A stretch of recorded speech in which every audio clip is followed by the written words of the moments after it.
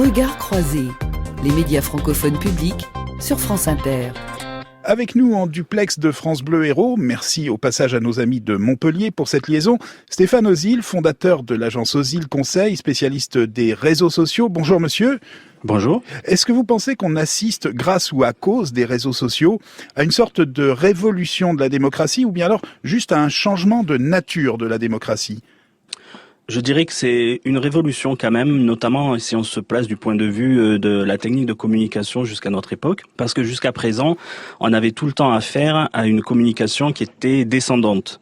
C'est-à-dire qu'on avait les élites, pour parler de façon un peu rapide, qui prenaient des décisions, qui géraient la communication de ces décisions en les testant à la fois sur leurs opposants, sur quelques journalistes, et puis ensuite, on voyait un peu ce que ça donnait, et surtout, on recueillait le fruit de ces décisions seulement au moment des élections, mais on avait plus ou moins contrôlé ça grâce aux sondages et on avait pu gérer les éventuels dérapages.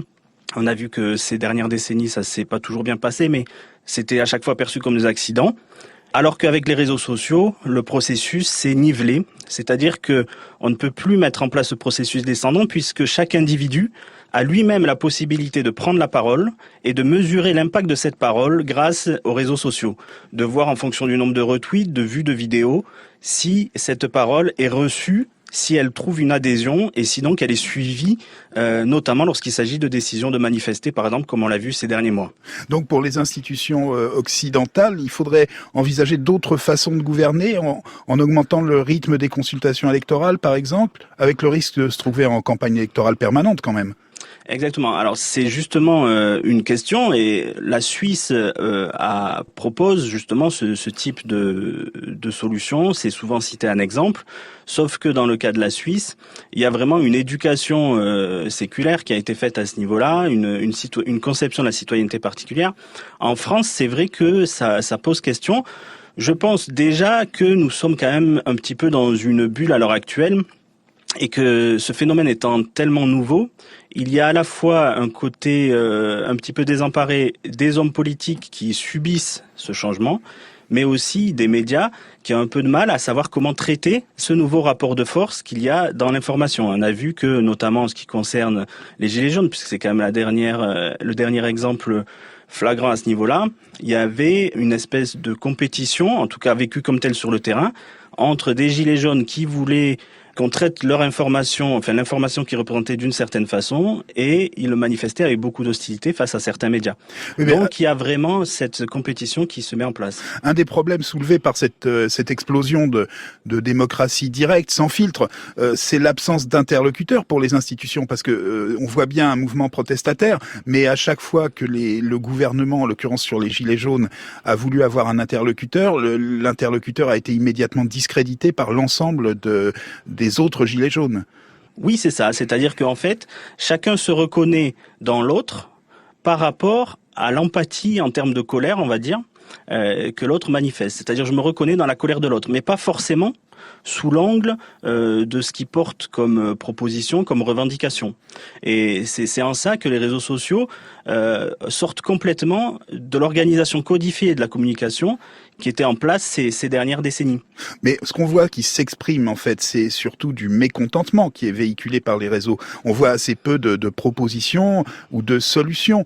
Oui, c'est exactement ça. C'est-à-dire qu'en fait, d'un seul coup, c'est comme si toute une partie de la population, je vais parler un petit peu par image, mais découvrait la pédale d'accélérateur sur une voiture et n'avait de cesse de s'en servir pour dire voilà, j'existe, je peux avancer dans cette direction désormais, alors qu'avant ça m'était interdit. D'un seul coup, une certaine parole prend de la valeur et a un impact, alors que jusqu'à présent elle n'en avait pas, si ce n'est dans les urnes. Et encore, le vote blanc, par exemple, a été longtemps un sujet de polémique. Donc, en fait, cette colère est difficilement canalisable parce que les Gilets jaunes sont des interlocuteurs justement parce qu'ils sont en colère. Mais par contre, là où c'est pour ça que les médias d'une part et les hommes politiques de l'autre part, les personnalités politiques, sont désemparés, c'est qu'on ne sait pas comment canaliser ça, on ne sait pas comment à la fois considérer cette parole-là, mais Si on la prend en compte, il faut justement qu'il y ait un interlocuteur qui fasse des propositions concrètes auxquelles on peut donner suite. Sauf que dès que quelqu'un accepte de se mettre autour de la table, tout le monde le discrédite, comme vous venez de le dire. Donc c'est très difficile à ce niveau-là. C'est justement une forme d'anarchie quelque part au niveau de la communication et de la prise de parole publique. Donc selon vous, il faudrait à la fois que les gouvernements et que les médias se réforment assez rapidement pour pouvoir appréhender ces nouvelles formes de communication?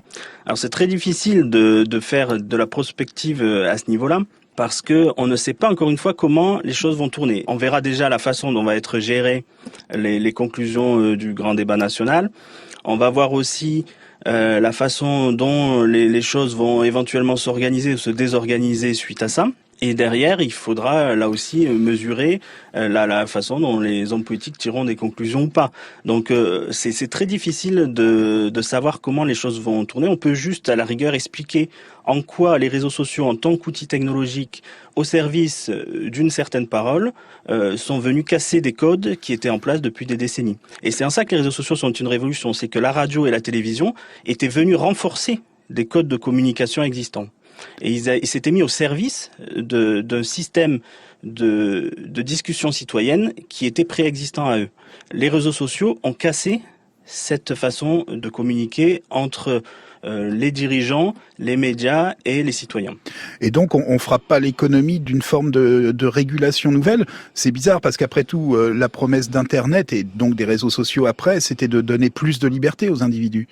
Oui, mais je pense que là aussi, il y avait, je vais pas être ironique en disant que c'était une fake news, mais enfin, il y avait quand même un peu de ça. C'est vrai que l'humanité a vécu pendant des siècles sur l'idée que le salut venait de la gratuité de l'information, de la gratuité de la culture et de l'accès à l'information. Victor Hugo disait « Ouvrez des écoles, vous fermerez des prisons ». Et on se rend compte, dans notre génération, qu'il y avait quelque chose là-dedans qui n'était pas entièrement juste, puisque aujourd'hui, grâce à Internet, tout le monde a accès à toute l'information possible et imaginable. On parle d'infobésité, donc ça veut bien dire que tout le monde est submergé d'informations sur tous les sujets. On peut devenir spécialiste d'un sujet à condition de passer assez de temps devant son écran. Et on se rend compte que dans notre génération, cela crée justement toujours plus de théories complotistes, toujours plus de personnes qui pensent qu'on leur ment lorsqu'on leur donne une information qui est trop vérifiée pour être vraie, entre guillemets, si vous me passez l'expression. Donc voilà, on se rend compte que tous les codes, là aussi, dans la perception qu'on avait de l'humanité, de son rapport au savoir et à l'information, sont en train de s'effondrer sous un certain angle. C'est quoi la révolution d'après, le coup d'après les réseaux sociaux, d'après vous? Ça sera l'intelligence artificielle. J'ai beaucoup écouté ces derniers temps Laurent Alexandre sur ce sujet et aussi Cédric Villani. Et on se rend compte qu'il y a vraiment une autre révolution qui se pointe. Laurent Alexandre, par exemple, fait partie de ceux qui déplorent que la France et l'Europe ne soient pas saisies de ces problématiques-là. L'intelligence artificielle, à cette fois-ci, viendra justement rajouter une couche sur ce qui concerne le débat dont on vient de parler, puisqu'elle changera, cette fois-ci, le monde du travail.